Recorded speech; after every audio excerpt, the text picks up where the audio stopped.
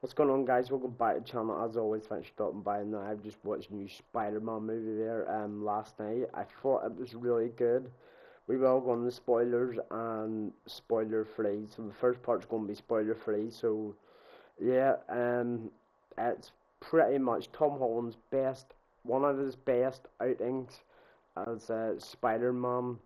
The villain in this goes absolutely rampant. So they do across the city. Spider-Man and Punisher's comedy is funny as fuck, and every scene they're in together.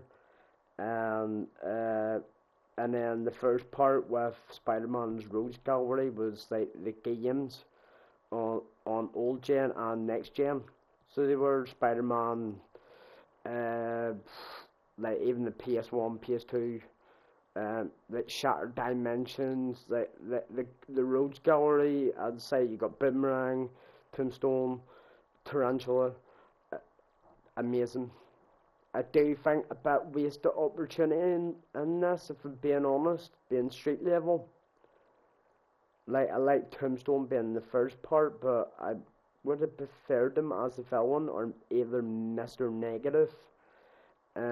I'd say I would give this here 9 out of 10. It's definitely worth the watch. Um, yeah, pretty much. MJ and Ned are in this here. They're there, and yeah, Hulk's there as well. So he is. And it was a really good film. They have really set up the next phase in the MCU. Right, so spoilers, here we go. As get off, like click off this here now. So the villain is Jean Grey. Yeah. People were speculating this here. I think I was on the loop about it, to be fair. It was very predictable. So it was. The set photos, she didn't even dye her hair. Her abilities are amazing. Mind warping, mind control, even stretches out across the city. It's crazy. So it is. The critics didn't like it too much. I'm a bit like them. I thought it was a wee bit overstuffed, in my opinion. With there's a couple of unnecessary things that should have been clipped down a bit. So it should have. And then I'd say every action scene, like Spider-Man the Hulk at the damage control, Department of Damage Control, was great. So it was. He fight at him in the normal version with the mind control, and then Hulk went into Savage Hulk. I was blown away.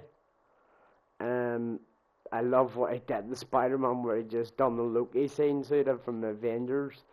And then Spider-Man and MJ's relationship in this here, they'll pretty much say continued from No Way Home. There was a bit in it that just completely just mind fucked the fuck out of me, pretty much, where Jean Grey takes control of her body and she remembers Spider-Man, and they had a kiss in that, and then it just changed. It's like mind fuck. So it is this game. Sorry for swearing. I know there may not even be monetization on this here. But yeah, like she mind controlled the Hulk, Punisher. It's crazy. So it is. All the actors were amazing. Um, Even the damage control.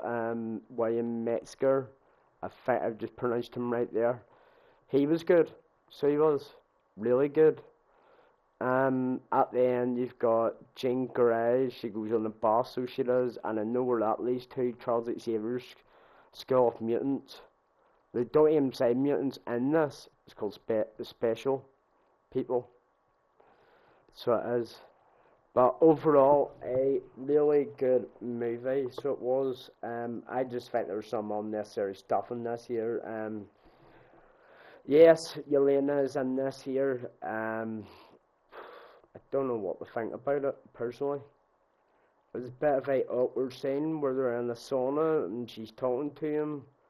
He does even take the mask off. He takes everything else bar it. It was an awkward scene. So it was. As I say, Yelena was just there, just being contact for Spider-Man for information, I guess. I think she was trying to flirt with him a wee bit. I'd say they could have added Black Cat in this year, MJ, Mary, Jane, Watson. They could have added so many people in this year. And at the end, they do set up the future, as I says. Jane goes away on the bus, and the post-credit scene where it shows Ned's Spidey tracker going off, and Spider-Man's in space. That leads to Battle Worlds and Secret Wars. Tom Holland's Spider-Man is not in Doomsday, but there is another one.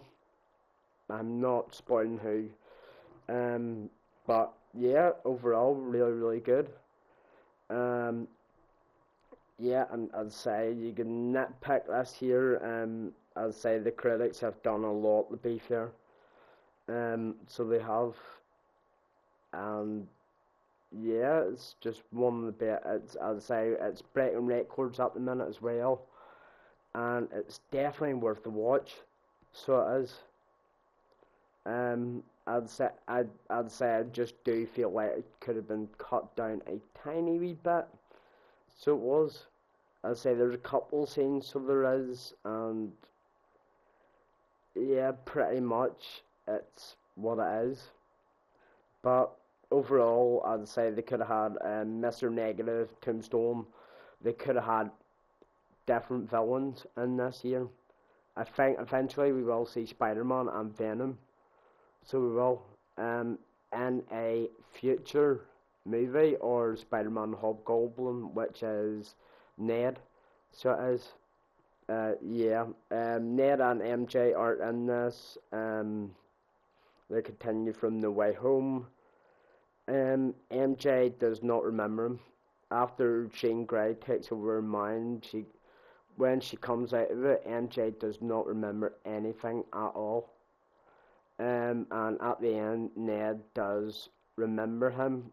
They do their gesture, so it is what they did in the previous movies, like shaking hands, doing the other stuff as well, and he remembered, so he did, and Peter was really happy at the end, so he was.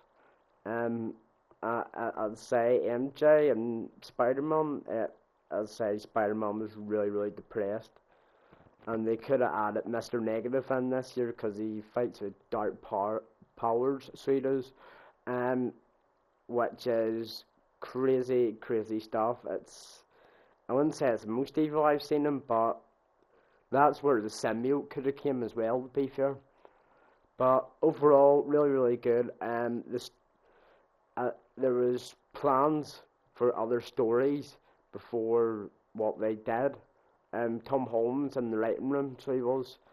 They tried everything. Man Spider was meant to be in this year, and they thought it was scary.